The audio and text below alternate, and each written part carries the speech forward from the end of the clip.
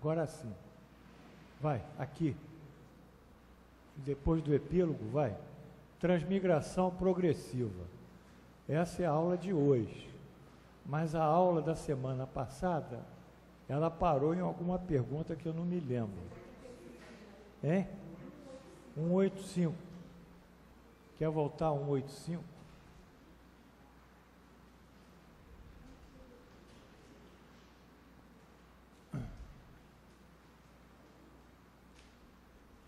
Parou aqui.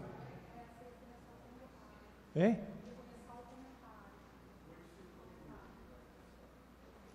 Não, mas aí eu repito, porque começar o comentário...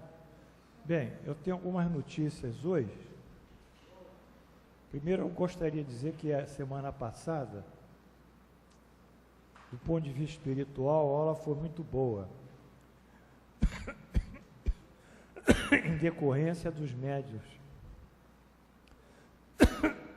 terem ficado aqui na frente, formando esse cordão magnético.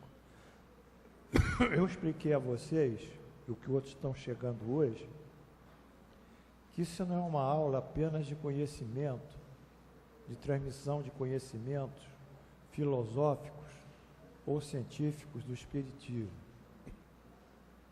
É uma aula que, através desses conhecimentos filosóficos e científicos, ela vai propondo a mudança da nossa natureza espiritual, da nossa natureza comportamental, da nossa natureza psicológica.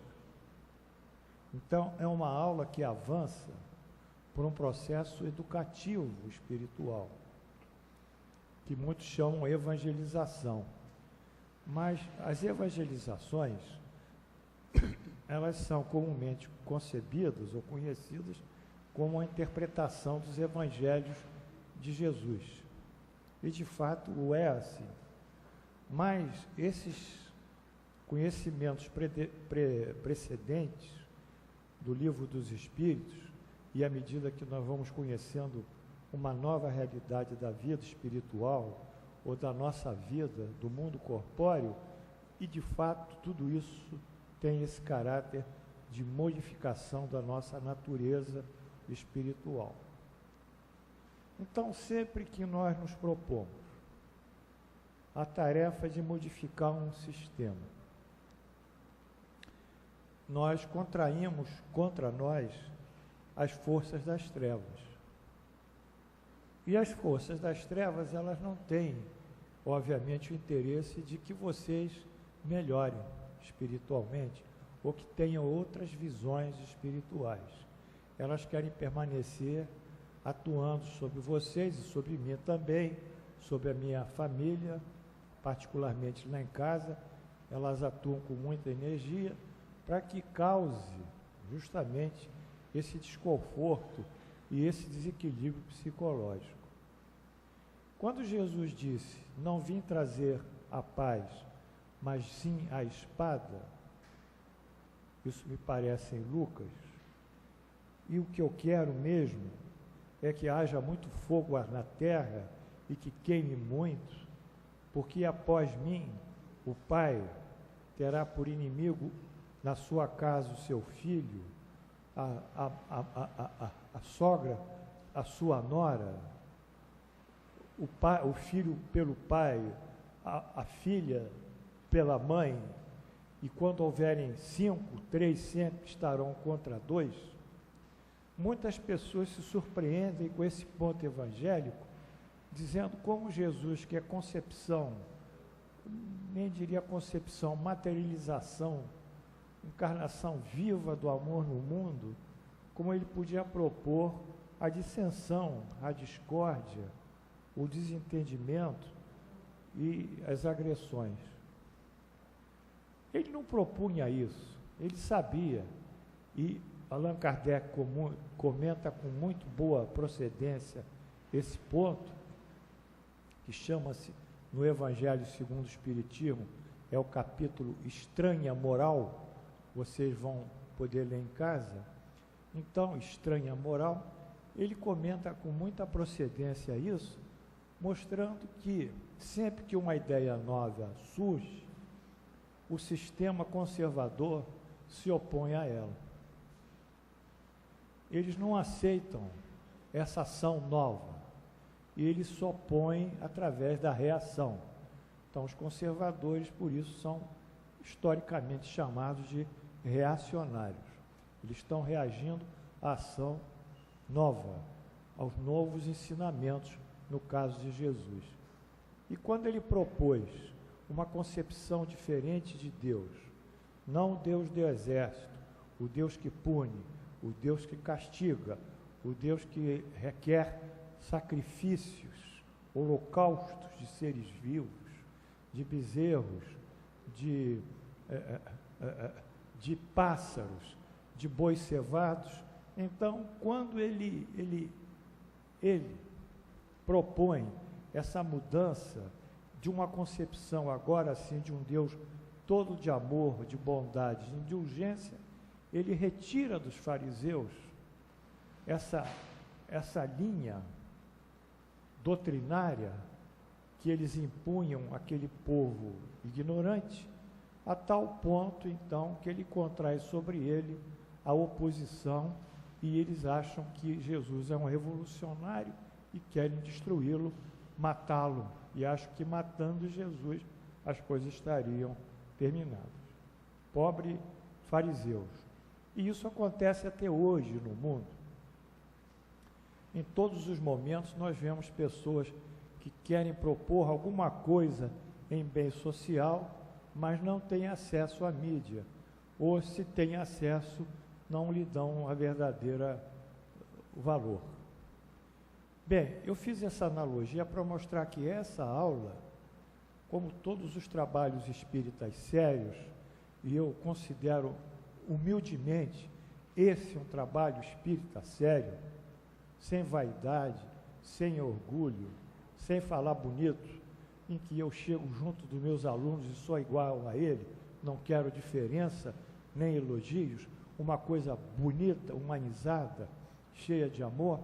Esse trabalho, obviamente, contrairá sobre mim, sobretudo sobre mim, essas forças negativas. Não tem como. Então, quando nós montamos aqui essa psicosfera, que é o nosso ambiente espiritual, lá fora, eu disse semana passada, eu não gosto de dizer essas coisas, mas eu tenho que dizer, porque são fatos necessários. Então, lá fora, ali, quem tiver evidência, já na entrada do santuário ali, naquela nossa alameda, tem um cordão de caboclos com setas altas, são caboclos muito fortes, com cocares, e eles impedem a entrada de espíritos negativos. Já há ali uma força de defesa magnética.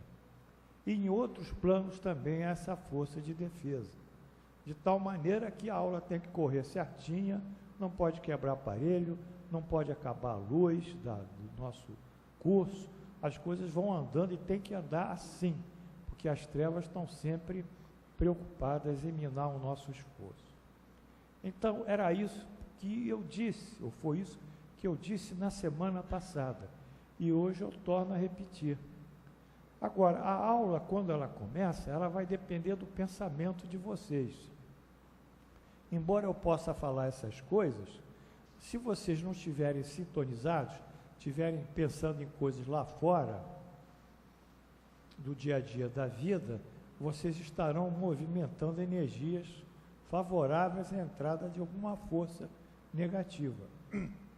Ou seja, quando nós chegamos aqui, nós devemos esquecer do mundo.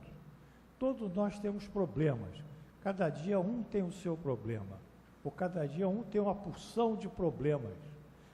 Isso faz parte da nossa encarnação na Terra, porque a Terra é um mundo de problemas. Mas nesse momento, a gente, ou nós temos a condição de pelo menos de desprendermos desses problemas, não pensarmos nele. E formando uma boa base mental, os espíritos que assistem à aula, eles então vão dar continuidade de uma maneira mais tranquila, e eu vou ser beneficiado, porque eu sou o indivíduo que carrega muitas dessas energias e, ao mesmo tempo, todos serão beneficiados. Não serão só beneficiados no sentido de ter uma outra visão da vida, que vão levar lá para fora, mas também fisicamente, psicamente, eu diria, a própria energia do organismo vai ser uma energia mais sadia. Então foi isso o que nós fizemos e propomos a vocês na aula passada. Bem, outro assunto é que na semana que vem eu tive um convite que não podia deixar de atender. Eu vou falar lá na USP, isso não falo com vaidade, porque eu não gosto nem de ser muito palestrante, eu gosto de ficar por aqui e estudar. Mas eu fui convidado lá na USP por um curso que tem lá de geriatria e gerontologia para falar dos benefícios da leitura às funções corticais aqui. Ou seja, atividade da literatura, ela vai diminuindo o envelhecimento da córtex cerebral, ou que é uma condição natural do ser humano. O ser humano ele tem um tempo útil, tem um tempo de ficar lúcido, de ter o domínio do seu aparelho locomotor, andar para cá, para lá, não ter problemas sérios, mas isso é um tempo, porque a deteriorização do organismo é inexorável. E esse é o problema do idoso, que começa a sentir o seu organismo falhar, a sua memória falhar, ele começa a ter dificuldades de pegar nas coisas, às vezes tem quedas, que não são escorregões não, são quedas mesmo, porque os seus músculos já não suportam certos movimentos que ele faz. Isso os deixa muito fragilizados. Nós temos que ter uma paciência infinita com os idosos, porque são seres que são irmãos, que um dia, como eu tenho um colega meu em São Paulo, que é um professor, ex-professor titular de uma grande faculdade, esse senhor hoje tem 90 anos, ele teve todos os títulos possíveis ao médico, inclusive a Academia Nacional de Medicina, teve todas as honrarias, teve tudo o que ele podia conseguir dentro da carreira acadêmica e dentro da carreira profissional. Ele ganhou muito dinheiro, ele era um palestrante muito ouvido nos congressos, mas hoje ele está com Parkinson, a mão dele treme, a perna também treme, ele está com dificuldade de andar, eu tenho que pegá-lo pelo braço quando eu visito, a memória já não é a mesma, enfim, e o dinheiro que ele tem, os herdeiros vão ficar. Então, a velhice, isso é uma lição que nós temos que carregar para nós, ela fragiliza de tal forma o idoso e o leva a compulsoriamente a perder tudo que ele ganhou. Ele devida, está vendo que aqueles títulos que ele tem lá, aqueles diplomas, aquelas comendas, olha, já se não representam, os livros que ele escreveu, os trabalhos, os papers, já não representam, o dinheiro que ele tem, o filho está administrando, porque ele sozinho já não pode, né, administrar, nem sei se sabe assim, tem condição de uma firmeza na mão para assinar um cheque. Então ele em vida, quando lúcido, ele vê desmoronar tudo que ele construiu. Então ele fica fragilizado.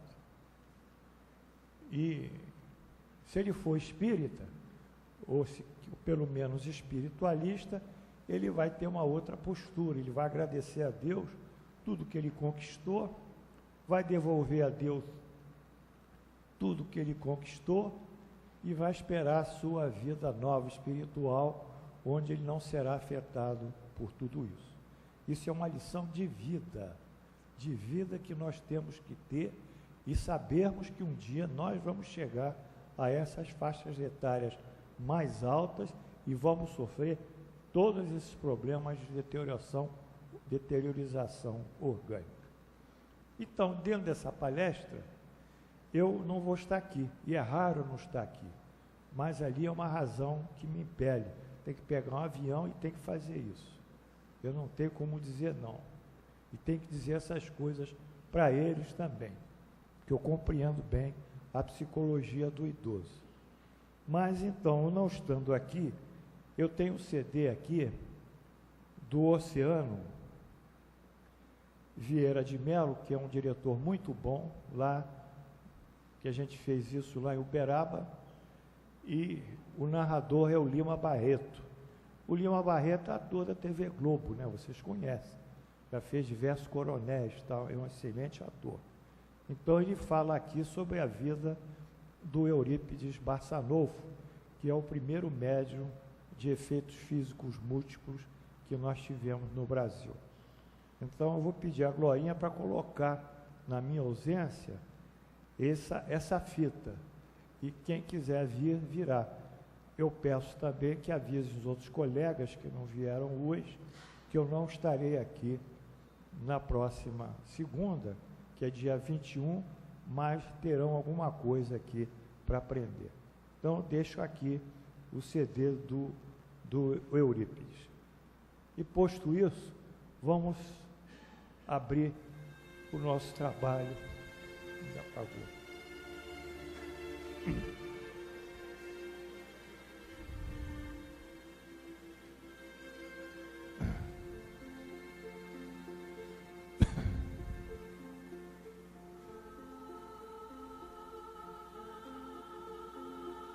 Senhor Jesus, Deus nosso Pai, estamos aqui rogando que vós nos abençoe, nos dê saúde, energia, recupere as nossas dificuldades físicas e da nossa própria vida. Ampara-nos, Senhor, em nome da vossa misericórdia. Pedimos a vós, nosso Pai comum, Deus Todo-Poderoso, que nos abençoe e faça dessa aula um trabalho que dignifique o vosso nome, Senhor, nosso Pai. Assim, pedimos também a assistência dos bons espíritos que venham colaborar com o nosso esforço e assim, em nome de Jesus e pela graça de Deus Onipotente, abrimos os nossos trabalhos no dia 14 de outubro do ano 2013, pela graça de Deus. Assim seja.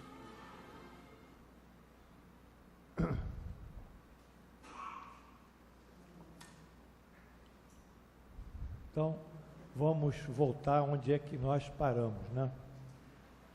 Eu queria dar parabéns a você pelo Fluminense. Muito obrigado, eu reconheço. Tem um colega meu aí, um aluno, colega que nós gostamos muito de conversar. Depois você faz uns depoimentos. Não, o Valtinho que vai fazer os depoimentos. É o homem dos depoimentos. Bom, a pergunta, nós estamos vendo a pluralidade das existências, ou seja, as vidas em outros mundos. Vamos voltar um pouquinho aqui, amigo. Essa vida em outros mundos foi analisada, inclusive, nessa belíssima... Vamos voltar atrás, amigo.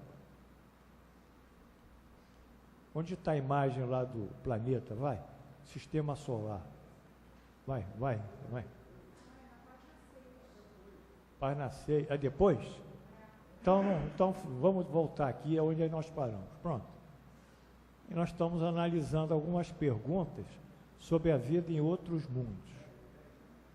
E aí Allan Kardec pergunta ao espírito: o estado físico e moral dos seres vivos é perfeitamente o mesmo em cada globo? Físico e moral. É perfeitamente igual, vamos supor, em Vênus ou em Marte? ou em Júpiter? Resposta: não.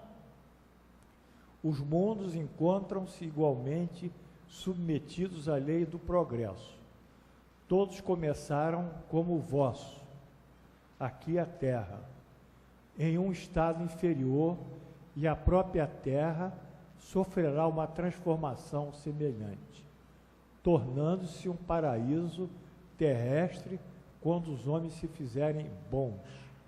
Portanto, a Terra está num estado inferior e a nossa geração, lamentavelmente, ainda vai conviver com esse estado de inferioridade, não é? Mas, quando houver uma modificação na reencarnação dos espíritos aqui, a tendência é realmente saírem essas viciações dos homens e, por consequência, as viciações das coletividades. É assim que as raças que hoje povoam a Terra desaparecerão um dia e serão substituídas por seres mais e mais perfeitos. Essas raças transformadas sucederão às atuais, como estas sucederam às outras que eram mais grosseiras. Então, nós temos como nossos antepassados os homens pré-históricos, por exemplo, o homem de Cro-Magnon na Europa, na França, não é? O sinantropo piquenense lá na China, e o homem de Neandertal também na Europa, enfim, e eles foram evoluindo desde dos primeiros hominídeos, os primeiros desdobramentos de uma raça ou de chimpanzé ou de orangotangos, enfim. E tudo isso foi num processo evolutivo. E nós não somos os mesmos que éramos na Idade Média. A idade de uma brutalidade, não havia nenhuma garantia individual. Enfim, nós somos outros homens, outras mulheres e constituímos outras raças. É assim que as raças que hoje povoam a Terra desaparecerão um dia e serão substituídas por seres mais e mais perfeitos. Essas raças transformadas sucederão às atuais, como sucederam às outras que eram mais grosseiras. Eu repeti isso para mostrar que a expectativa do futuro é essa. Mas quando isso ocorrerá, vai depender muito do nosso livre-arbítrio, do livre-arbítrio dos que aqui encarnam. Os comentários. A lei do progresso é inerente, é própria à criação, é própria, né? É da criação, da própria criação. Tudo que é criado por Deus, manifestando vida, tende a evoluir, tende a prosperar. Portanto, a lei do progresso é algo que ninguém pode obstar, que é uma lei divina. Os mundos refletem criações de vidas individuais, que somadas e agregadas, uma a uma, tornam-se familiares, coletivas, sociais, regionais, nacionais e então mundiais. Então, como as pessoas gostam de dizer, do destino, e eles identificam o destino como um karma, que não é exatamente isso, mas esses destinos individuais somam-se e formam as famílias.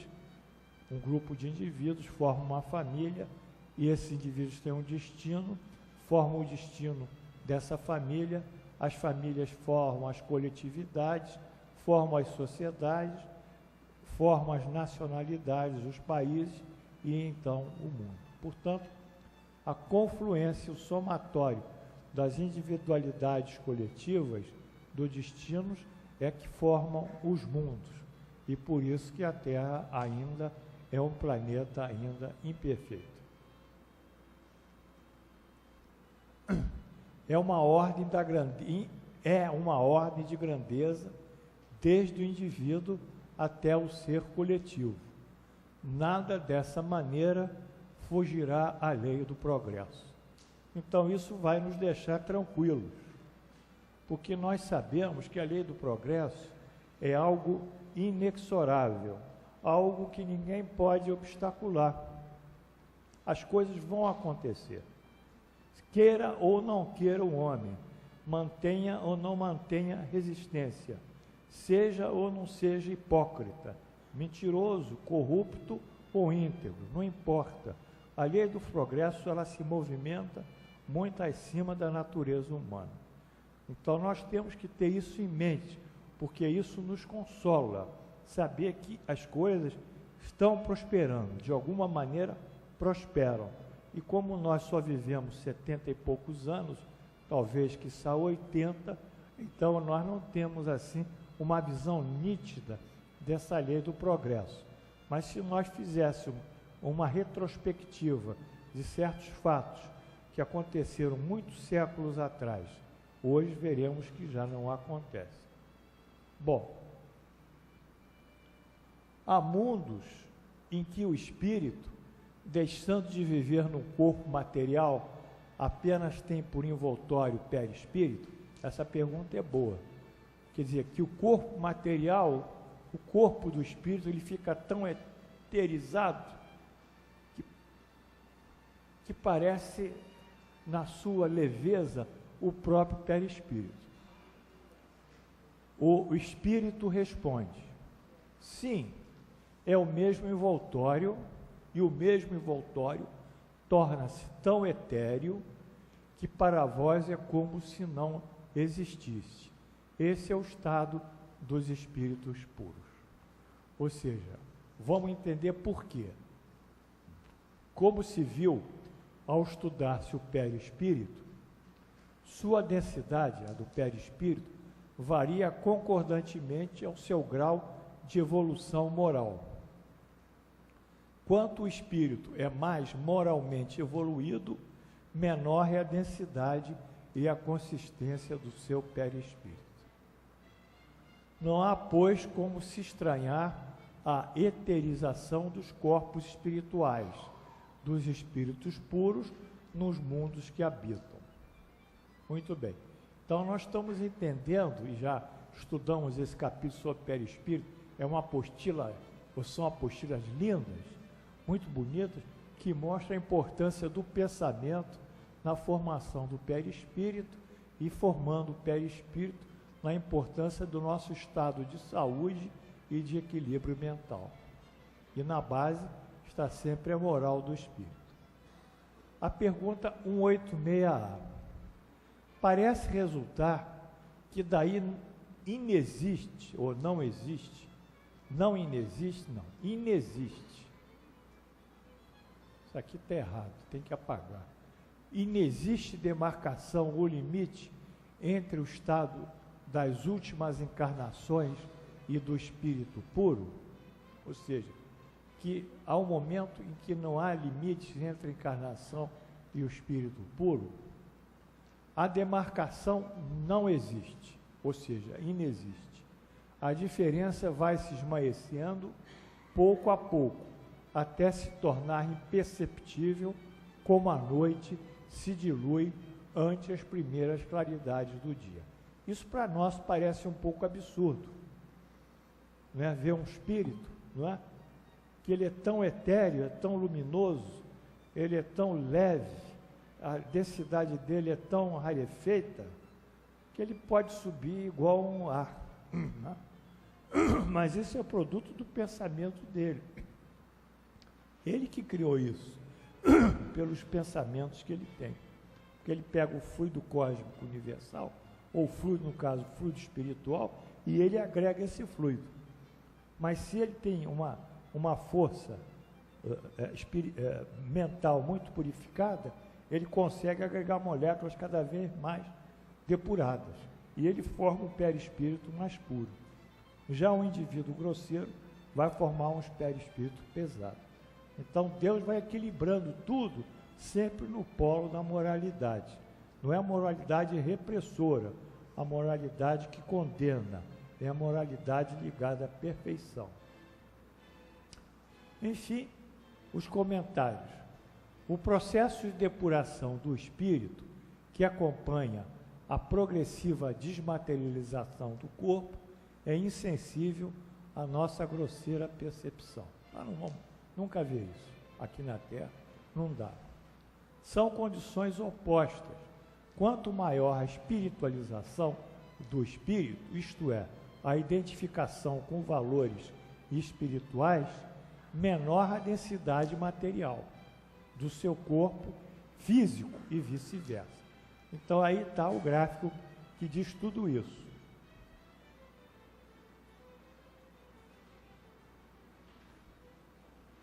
O espírito pode ter duas tendências. Ou ele vive em coisas espirituais, não é? Né, Valtinho? Está pensando em coisas espirituais, está preocupado com a solidariedade, com a caridade, está preocupado em ajudar as pessoas, ele é altruísta, ele é desprendido, né? Ou ele vive coisas materiais, ele está preocupado em ter bens, em ter luxo, em ter uma vida galardeada de riqueza ou de destaque no mundo, enfim, de aparecer, de ser uma pessoa notória, né? Depende do que ele pensa. Então, quando ele pensa na área espiritual, e mais do que pensa, ele vive espiritualmente, ele se espiritualiza. Mas quando ele pensa materialmente, ele é ambicioso, ele é avaro, enfim, ele tem uma série de coisas que ele se preocupa, né? Então ele materializa o pensamento dele. Ou seja, ele materializa ou espiritualiza os sentimentos, o pensamento e até as ações dele são ligadas à área material. Muito bem, mas se ele é espiritualizado, ele cria os valores morais. E esses valores espirituais elevados, eles formam um pensamento etéreo, e daí o perispírito etéreo. Mas, porém, se ele é materializado, ou materialista, ele cria valores materiais, pensamento dele é denso, e o perispírito é denso. Esse perispírito aqui é muito sujeito a doenças, a deteriorizações mais fáceis, a disfunções dos órgãos, a contração, a contaminação ou a infecções e toda uma série de doenças. E esse aqui, pelo contrário, ele, como é espiritualizado, ele realmente ele não está afeito às agressões do meio ambiente. Há muita ligação entre espiritualidade e saúde hoje. Nós entendemos isso à luz disso. A espiritualidade, ela leva à saúde. É uma condição que leva à saúde. A materialidade vai levar à doença. O perdão vai levar à saúde. A vingança vai levar à doença. Então, nós temos que trabalhar a nossa natureza espiritual. Daí, isso se ligar ao que introdutoriamente nós falamos aqui, que essa aula trabalha nesse aspecto. Pergunta 186, comentários ainda. Porém, o espírito comunicante é por demais claro. Tudo se dá gradualmente e de maneira insensível. De fato, as mudanças espirituais, elas não são como as materiais. As materiais podem ser muito rápidas. Transformar energia em matéria, transformar energia em calor, é uma coisa muito rápida. Agora, transformar a natureza de uma pessoa vai demorar o quê, Glorinha? Séculos, milênios. Não é? Então, nós temos que ter a expectativa que existe alguém milagroso que muda tão rapidamente assim. A natureza espiritual, ela se processa, mas ela é lenta nas suas modificações. A pergunta 187 de Allan Kardec se refere à substância do perispírito, é a mesma em todos os globos? Quer saber? Nós vimos isso na aula sobre perispírito. O que perispírito é um produto do pensamento do espírito, que agrega matéria espiritual, e um produto das moléculas daquele mundo, dos átomos, nas partículas elementares dos átomos, da energia. É dessa combinação, associação das partículas materiais do mundo aos elementos espirituais do espírito é que se forma o perispírito, porque o perispírito é um órgão transmissor da inteligência do espírito e, vamos dizer, da vitalização do espírito para o órgão. Então, ele tem que ter elementos afins com a matéria para que essa transmissão se processe. Senão, ele não teria. Senão, os espíritos não precisavam de médios. O médio, como diz Allan Kardec, é um instrumento material do homem no mundo, deles no mundo. O médio é um instrumento espiritual no mundo para que haja essa comunicação dos espíritos. A mão do médium é um instrumento do espírito que se comunica, não é? Então tem que ter também matéria espiritual. Então ele diz aqui essa pergunta, é a mesma? Não, é mais eterizada em uns do que em outros. Ao passar de um mundo para outro, o espírito se reveste de matéria própria de cada um. De cada um. Cada planeta que tem vida tem um tipo de perispírito próprio. A constituição física e química daquele planeta.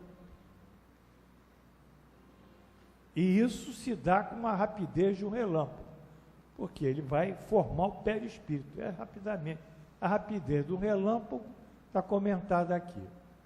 Ao se estudar a constituição do perispírito, vide perispírito, essa aula é muito boa, inclusive para muita gente entender que tem que se modificar moralmente, os cabeçudos.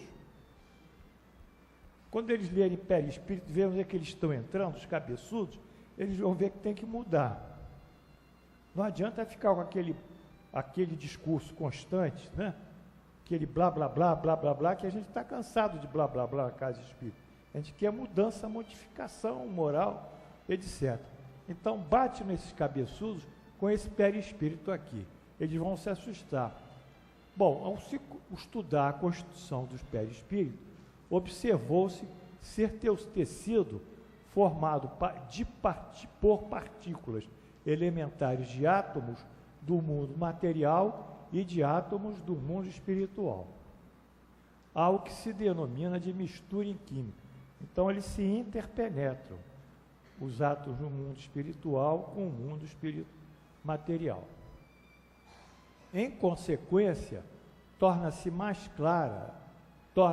do que clara a resposta do espírito ao afirmar sobre o variar da constituição do espírito, de acordo com o mundo que encarna.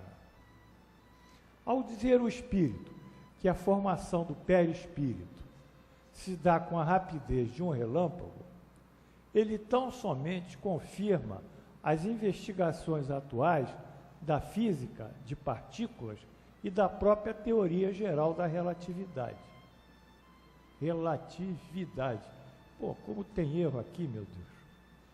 Todos os fenômenos de materialização ou de desmaterialização, de perda ou ganho de energia, se dão com a velocidade máxima concebível na Terra, a velocidade de 300 mil km por segundo. Então, o relâmpago tem a velocidade máxima. Acima dessa velocidade, não existe no nosso sistema, como a Einstein provou na teoria geral da relatividade, que a velocidade limite de um corpo é de 300 mil km por segundo, quando ele se torna um feixe de energia. Então, isso se dá nessa velocidade da luz. Pergunta 188. É uma boa pergunta.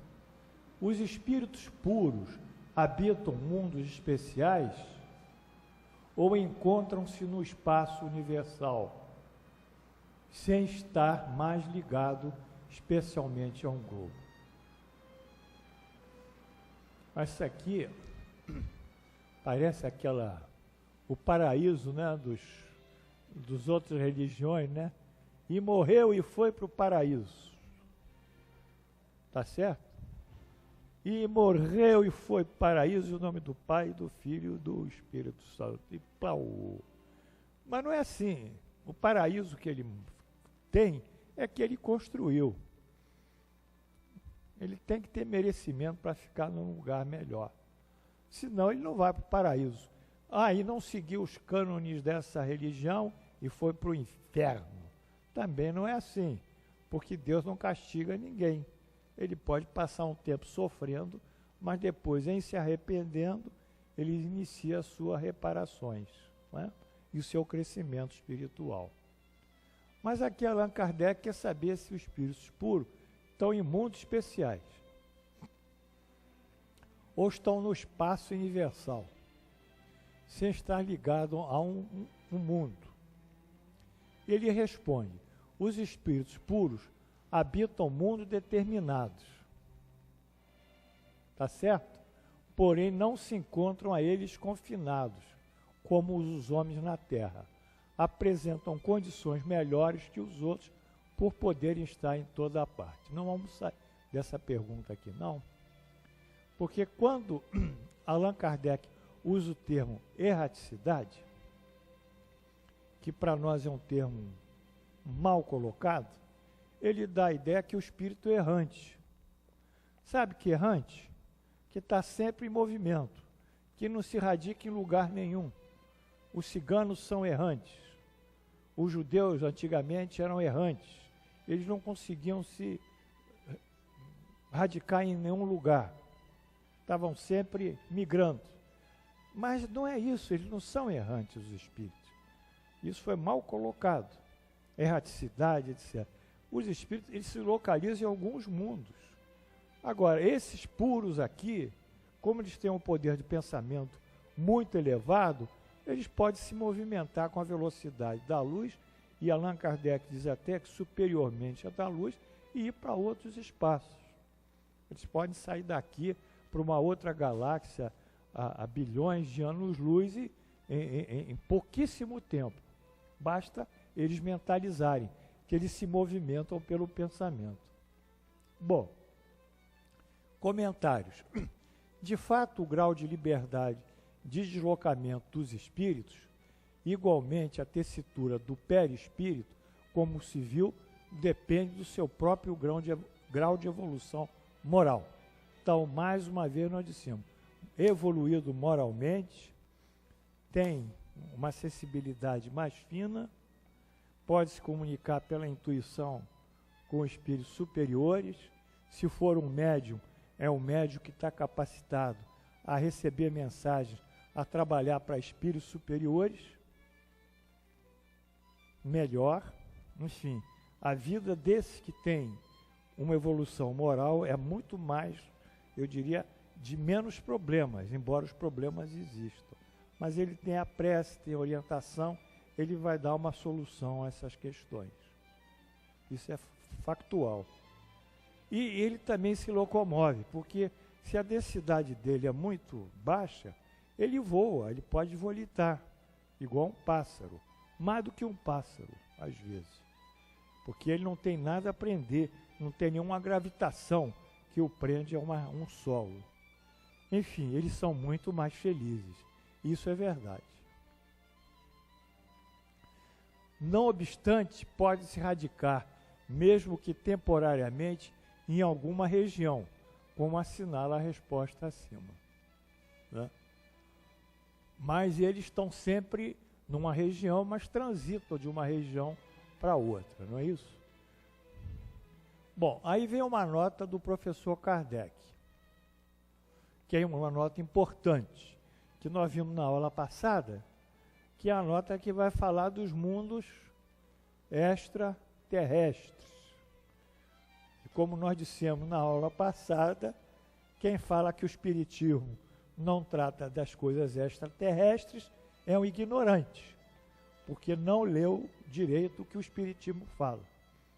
Muitas pessoas confundem. Os extraterrestres estão aí. O espiritismo já determinou a existência deles. São extraterrestres de mundos mais elevados e de mundos menos elevados. Muitos de mundos menos elevados detêm uma tecnologia. Isso não é vantagem. que tem países hoje que nós conhecemos, que um quer matar o outro, não é isso? A gente não pode sair na rua, não pode tocar em criança, não é? Porque já é uma pedofilia, você chega a pessoa, quer falar com a criança, a mãe vai lá, tocou no meu filho, está querendo seduzir o meu filho, não sei o quê, não tem a liberdade que nós temos. E eles têm uma tecnologia avançada, mas não são felizes. Qualquer coisa dá o quê? Segurança, ambulância, aquela coisa toda que a gente vê na televisão, né? Sai todo mundo, né? Para que isso, né?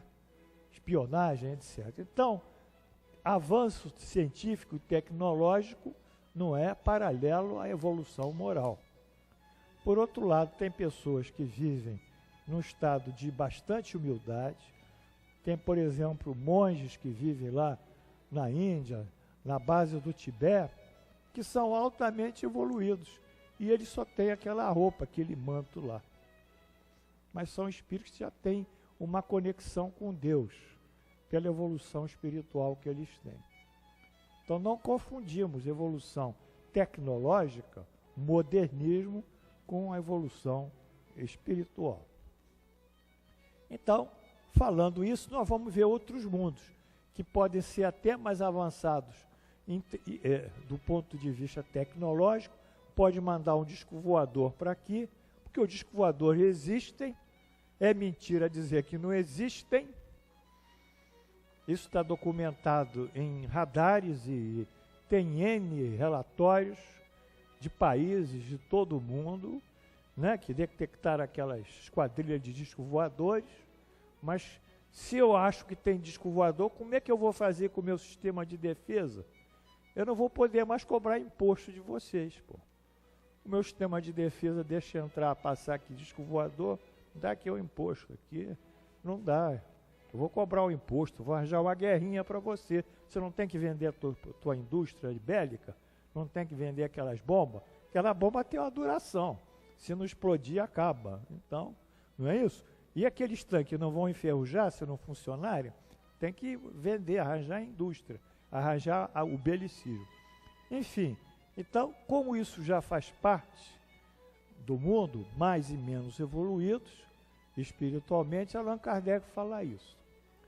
De todos os globos que constituem o nosso sistema planetário, segundo os espíritos, a Terra é um cujos habitantes são menos adiantados, física e moralmente. Ieda Larossa.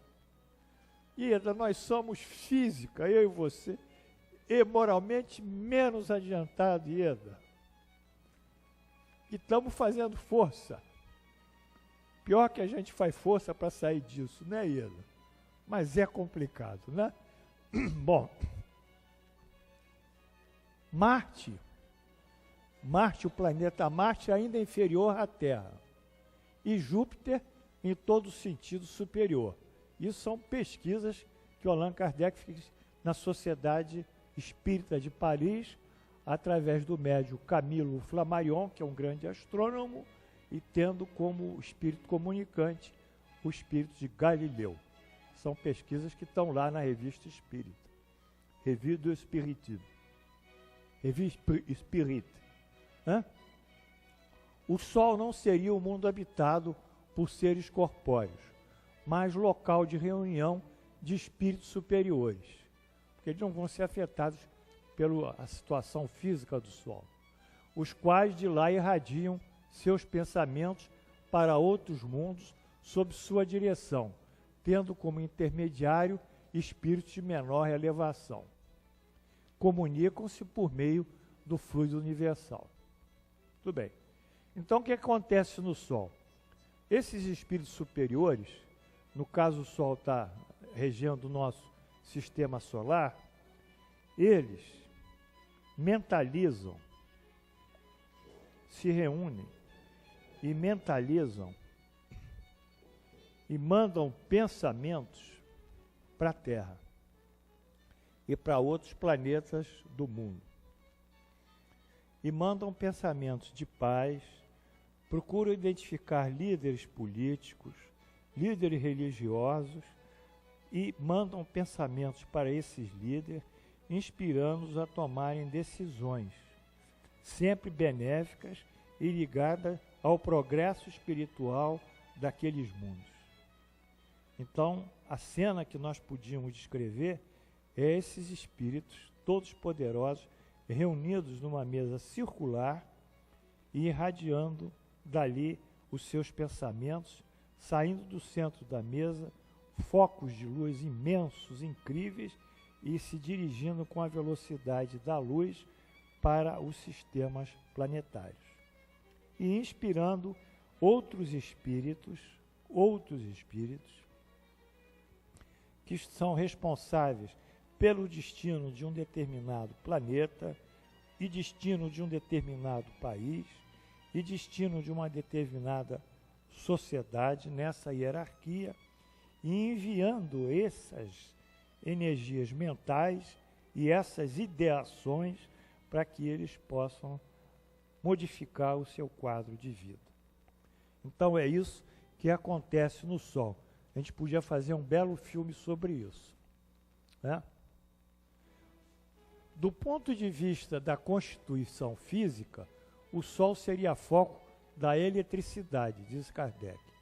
Todos os sóis, ao que parece, encontram-se em idênticas condições. Isso aí é no século XIX, 1850. Ele fala em eletricidade que o Sol manda para a Terra. Chama a atenção que o volume e a distância que separam o Sol de outros mundos nada tem a ver com seu grau de desenvolvimento. Se assim fosse, Vênus deveria ser mais adiantado que a Terra e Saturno menos que Júpiter, quer dizer, pela distância. Muitos espíritos que, quando na Terra animaram personalidades conhecidas, afirmaram encontrarem-se reencarnados em Júpiter, um dos mundos mais próximos da perfeição. É de admirar sejam encontrados em Júpiter, tão adiantados quanto encarnados na Terra.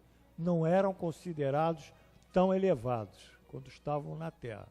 Isso, porém, nada tem de surpreendente, se considerarmos que os certos espíritos que habitam aquele planeta, Júpiter, poderiam ter sido enviados para a Terra em missão que aos nossos olhos não o colocaria em primeiro lugar.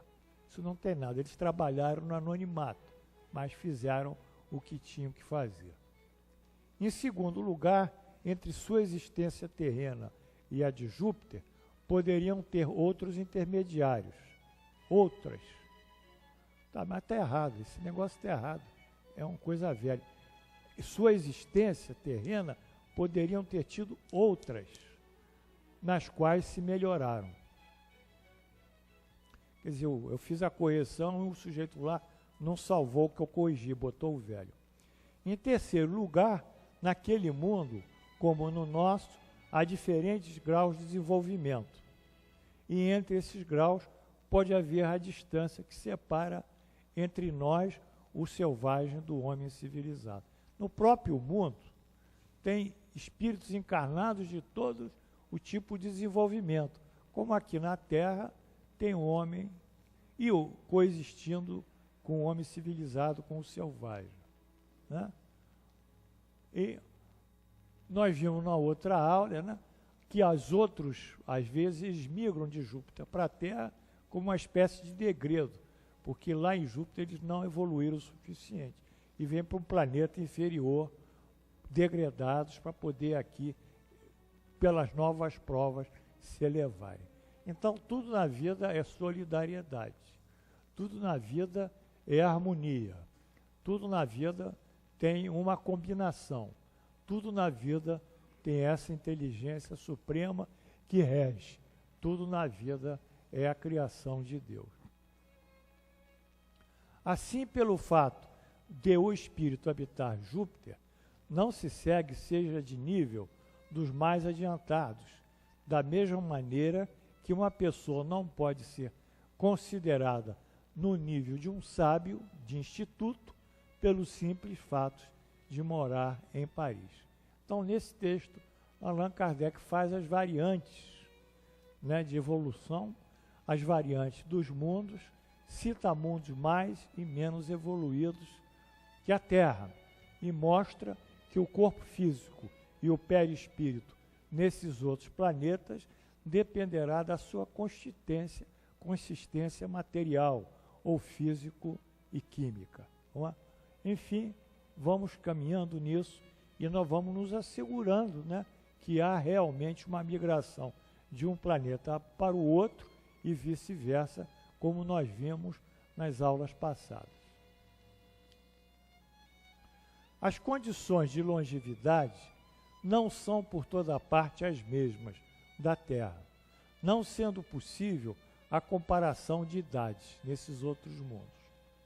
Ao se evocar uma pessoa falecida há alguns anos, ela disse haver encarnado 6 meses antes no mundo cujo nome é para nós desconhecido. Ele nem sabe que mundo é. Vai ver que é um planeta de outra galáxia, ou um planeta de outro sistema solar, que não está aqui perto de nós. Muito bem. Interrogada sobre a idade que tinha, nesse mundo disse: não posso avaliá-la, porque não contamos o tempo como vós. Além disso, o nosso meio de vida não é o mesmo. Desenvolvemos mais rapidamente, tanto assim que há apenas 6 meses dos nossos...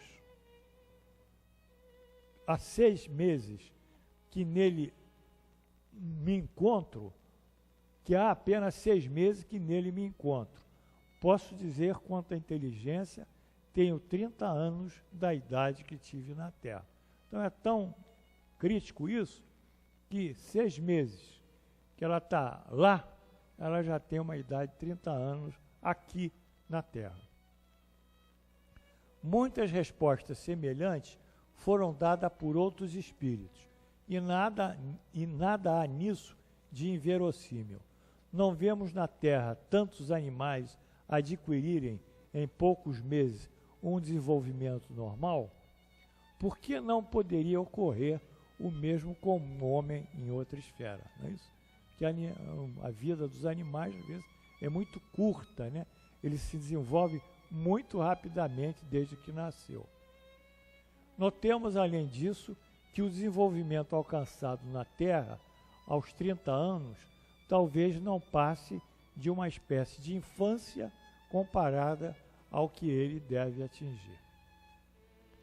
Muito bem, então nós estamos vendo essa relatividade de vidas, de existência, de corpos, de longevidade, não é? Em outros mundos. O tempo para nós é o tempo da Terra, mas não é o tempo do universo. O próprio Einstein mostrou isso, que a velocidade da luz ela encurta, né? Dependendo da velocidade da luz, ela encurta o tempo. Isso é uma coisa absurda, mas ele demonstrou isso na relatividade. É preciso ter uma visão bem curta, aí que vem o ponto. Quem nos toma por modelos ou referências da criação? Bem curta. O que seria rebaixar a divindade, acreditar que, fora o homem, nada mais seja possível para Deus. Ou seja, é aquela visão ainda da igreja medieval que achava que a Terra era o centro do universo. Quando Galileu mostra, através das suas pesquisas astronômicas, que a Terra tem um movimento de translação, de rotação, e um movimento de translação em torno do Sol, que ele vai vendo pela sucessiva posição das estrelas em relação à Terra, como a Terra está se movimentando, então ele é acusado de herético. Ele não pode dizer uma coisa dessa, porque a Terra é o centro do universo. O planeta Terra é o centro do universo. E o centro do universo está sendo regido pelo Papa. Então, ele não pode dizer que a Terra se move. Ele é levado a um auto de fé pela Inquisição e obrigado a abjurar, né, já estava velhinho, aquilo que ele disse. Mas conta a tradição que ele silenciosamente sai daquele tribunal e diz em latim, e quod move, e por move, ou seja, mas na realidade a terra se movimenta. Então, quando entra nessa seara de contestar dogmas religiosos, nós explodimos os dogmas. Não somos nós, somos cientistas. E eles procuram, de alguma maneira, obstacular. Mas a ciência, ela não quer nem saber de religião, porque a ciência é ateia. Ateia.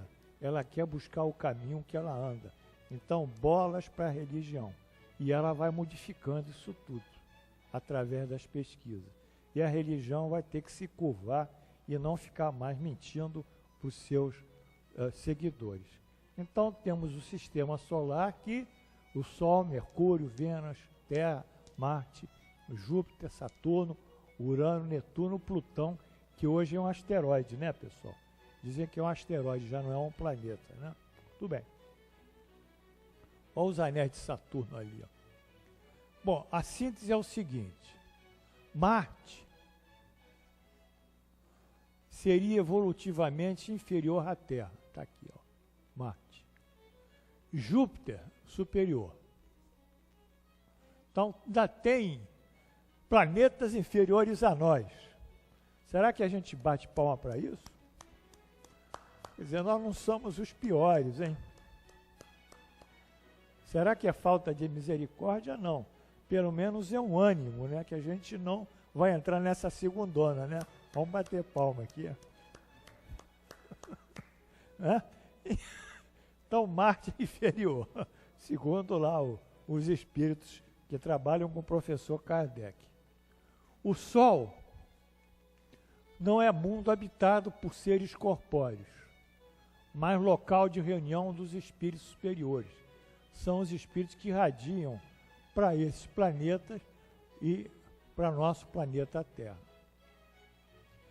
Do ponto de vista de constituição física, o Sol seria foco de eletricidade.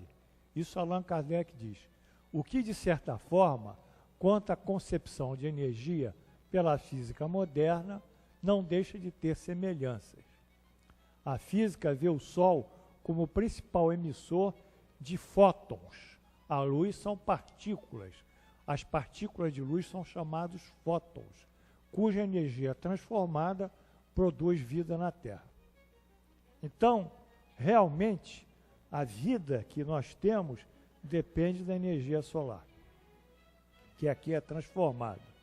Ela é transformada, por exemplo, entre os vegetais, que usam a energia solar para transformar CO2 em oxigênio. Ela pode ser transformada em energia na célula fotoelétrica. Lembram disso? Que Einstein descobriu que botando uma placa aqui que recebe a luz, essa placa aqui, ela pode produzir eletricidade e funcionar o nosso relógio. O nosso relógio com célula fotoelétrica não precisa da corda. Né? Então, essa energia que vem do Sol, que Allan Kardec lá usa chamar de eletricidade, nós entendemos hoje que são os fótons que jogam energia, e essa energia é que vivifica a vida na Terra. A distância dos planetas do Sol não guarda correspondência com a sua evolução. Se assim fosse, Vênus deveria ser mais adiantado do que a Terra, e Saturno menos que Júpiter, o que parece não acontece. Quer dizer, quanto mais próximo, seria mais evoluído. Não tem nada a ver. O fato de muitos espíritos que encarnam na Terra sejam encontrados em Júpiter, em nada depõe contra a lei do progresso, porque eles progrediram. E o que se explica por quê? Podem ter encarnado na Terra em missão, vieram de Júpiter para a Terra. Poderiam ter tido encarnações intermediárias, nas quais se melhoraram tanto que voltaram para Júpiter. E existiram encarnações de espíritos em Júpiter de diferentes graus de evolução.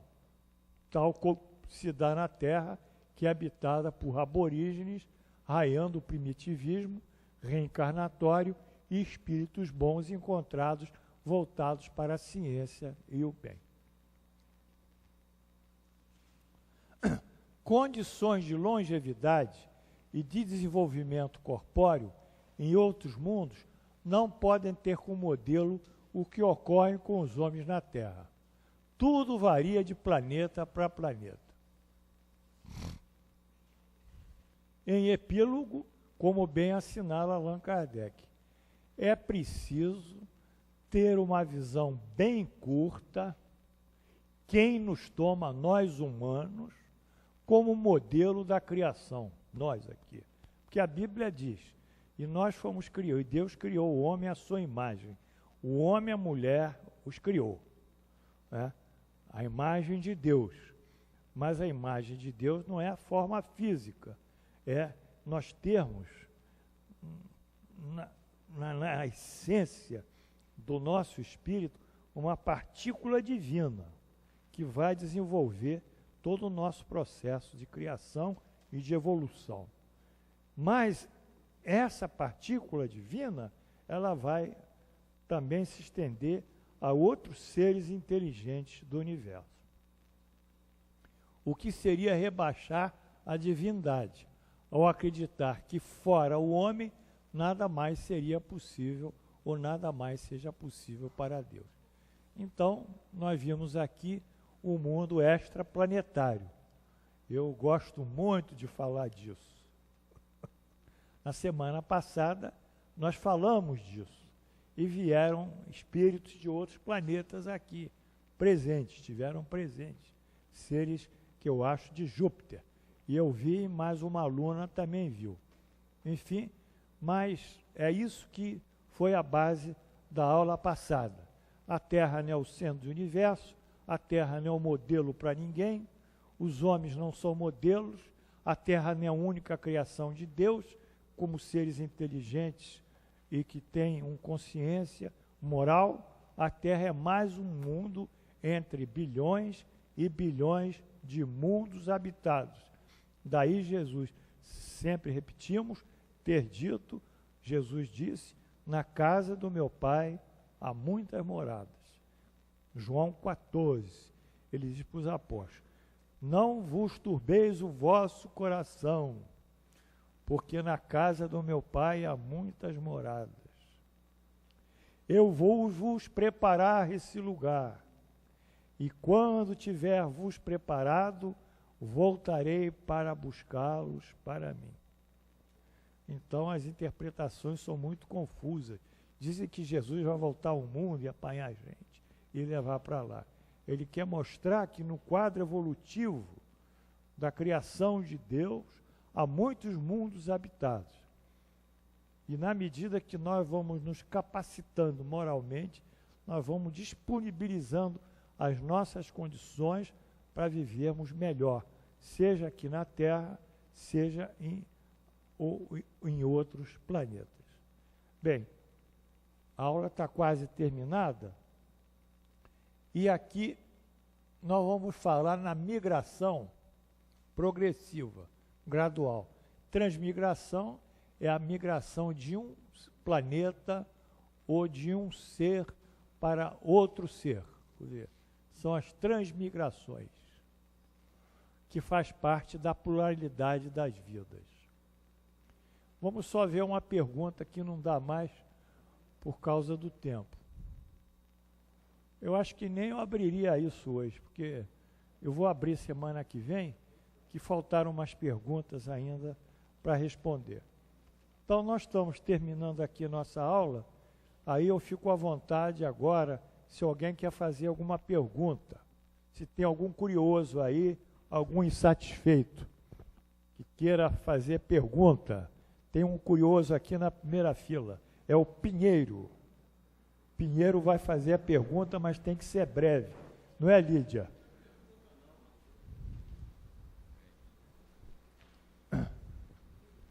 É que o senhor colocou que Júpiter e Saturno são mundos mais adiantados do Não, que... só Júpiter. Júpiter, eu entendi que Saturno também, não? Não, ele não falou em Júpiter, mas Saturno não. Falou só Júpiter. A leitura que eu fiz disso é que, como Júpiter e Saturno são dois planetas de matéria mais gasosa, constituição mais gasosa, menos densa que Terra, isso tem alguma coisa a ver? Claro, porque quanto mais rarefeito a matéria e o meio ambiente que os espíritos vivem, mais possibilita a migração ou essa transmigração planetária para aqueles mundos. Ou seja, um pássaro, ele voa, às vezes uma águia voa a altitude de 2.000, 3.000 metros acima, o côndor voa a 5.000, e ele consegue respirar aquele ar sem oxigênio, mas uma pombinha rola não consegue dar mais do que 2 saltos. Então, tudo isso depende do grau de evolução.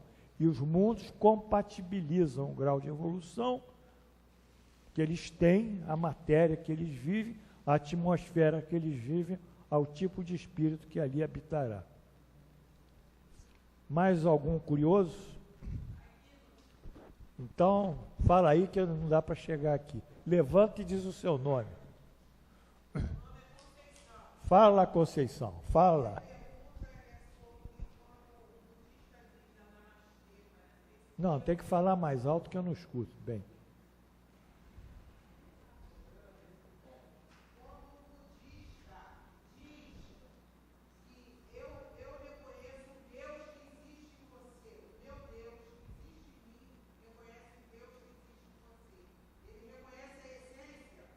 Isso. Não é só o budista, não, os hinduístas também. Os hinduístas também.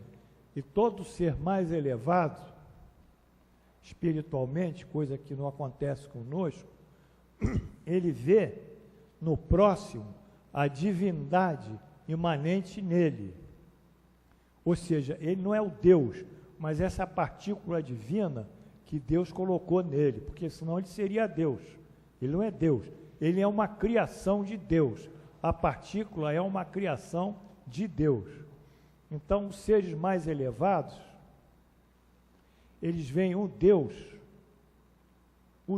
que está nos outros. Está me entendendo, Conceição? Então, quando ele vê que Deus está no outro, ele não vê cor, ele não vê situação social, ele não vê roupa, ele não vê intelecto, ele não vê nada. Ele vê que todos os seres são criações de Deus e tem Deus dentro deles. Eles reverenciam esses seres como expressões da criação de Deus, como portadores ou abrigadores da partícula divina. Então, nós, que somos espíritas, e estamos batendo para melhorar a nossa natureza, que não é fácil, né, Conceição?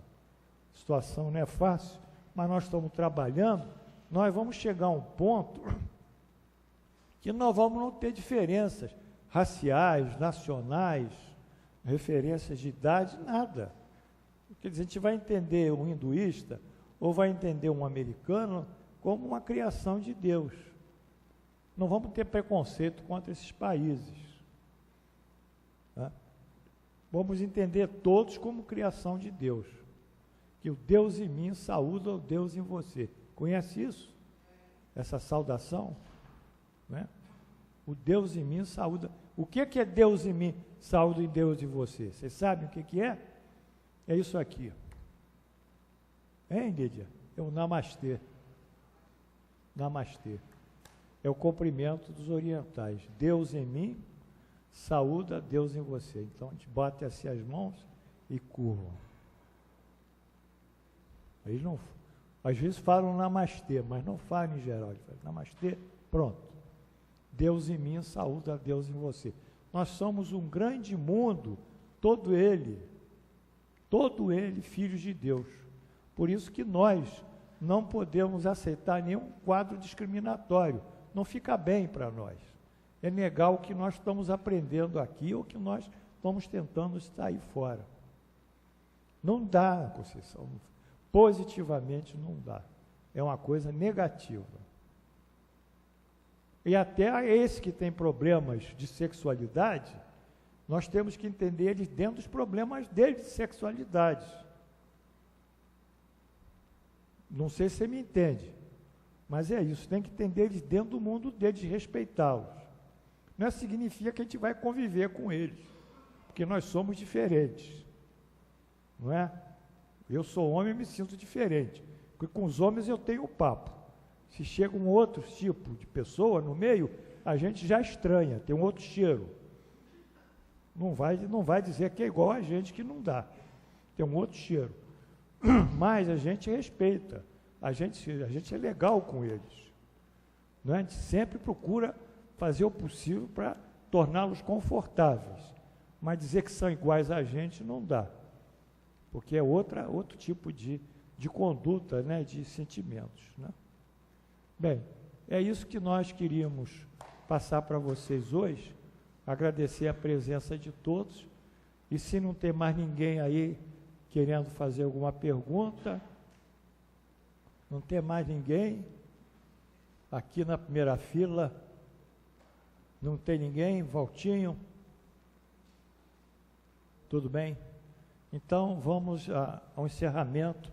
Edith, Deus em mim, saúda Deus em você, não é assim, Edith? Fala aqui para mim que eu quero ouvir você dizer para eles isso. Vai falar isso. Vira para lá. O que eu falei. Saúde em mim. Mas peraí, não é assim. Deus em mim. Peraí, não é para mim olhando, não. Fala para eles. Deus em mim, saúda vocês. Não, saúda Deus em você. Vamos outra vez. Como é que é? Vou dar cola, vai. Deus em mim, saúda Deus em vocês. Deus em mim, saúda Deus em vocês. Namastê. Namastê. Todo mundo namastê. Isso.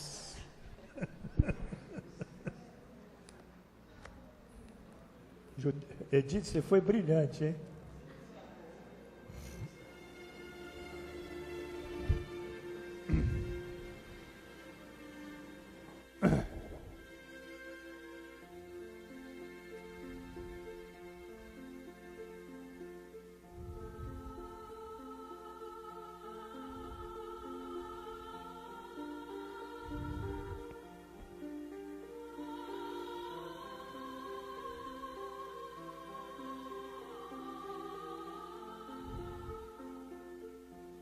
Senhor Jesus, ao encerrarmos aqui a nossa aula, queremos agradecer a vossa ajuda, a vossa proteção e, sobretudo, a de Deus Todo-Poderoso. Sentimos-nos mais seguros, mais dispostos para enfrentarmos as dificuldades da vida. Sentimos-nos mais autossuficientes. Temos a nossa autoestima mais desenvolvida, porque sabemos que dentro de nós reside essa partícula divina. E por pior que nos façam, ou tentem depreciar-nos, caluniando-nos e atacando a nossa moral, jamais poderão negar a existência dentro de nós dessa divindade. Por isso, a luz do Deus em nós saúda Deus em vós. A luz do Salmo 86. Eis que sois filhos de Deus, eis que sois deuses, sois filhos do Altíssimo. À luz dessa divindade, nós agradecemos tudo que temos recebido. Abrimos os braços numa manifestação de amor e luz, pedindo por todos esses irmãos que se encontram nesses papéis de radiação e que se encontram nesses outros aqui, sobre a mesa. O Igor, que tem problemas de alergia na pele. A Caterine, que está fazendo um exame de cintilografia. A Júlia, a Joana, lá na freguesia, na Lafayette Silva. E por esses irmãos aqui que desencarnaram os nossos profundos sentimentos por tudo que passaram e têm uma vida melhor no mundo espiritual. E assim agradecendo a Deus, levantando as mãos para o céu, como aquela música nos diz, agradecemos a Deus e levantamos a mão para o céu.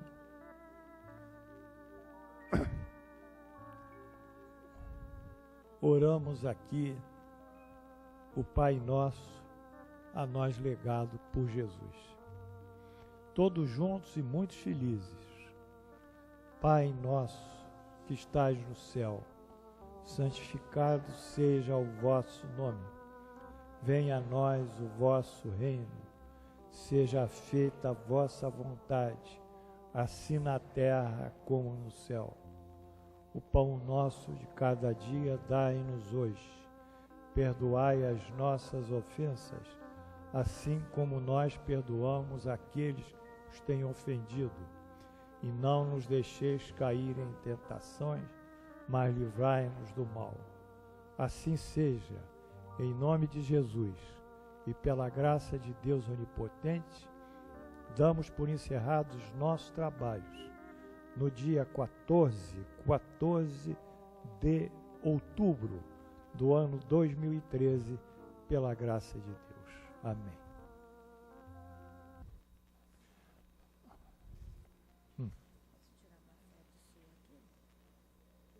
Pode. Quer tirar com isso aqui também? Vai tirar uma foto pro... Milka, A gente vai ter um site, hein? o senhor pode voltar aquela tela azul aqui na parede, por favor? E, se possível, um pouquinho mais baixa? Não? Ok. Mas a tela azul pode voltar? Tá, então fica para a próxima aula, tá, senhor Milka? Antes do senhor tirar a tela azul, eu vou tirar a foto. Eu vou tentar hoje. Vou ver como vai ficar. Quer tirar assim mesmo?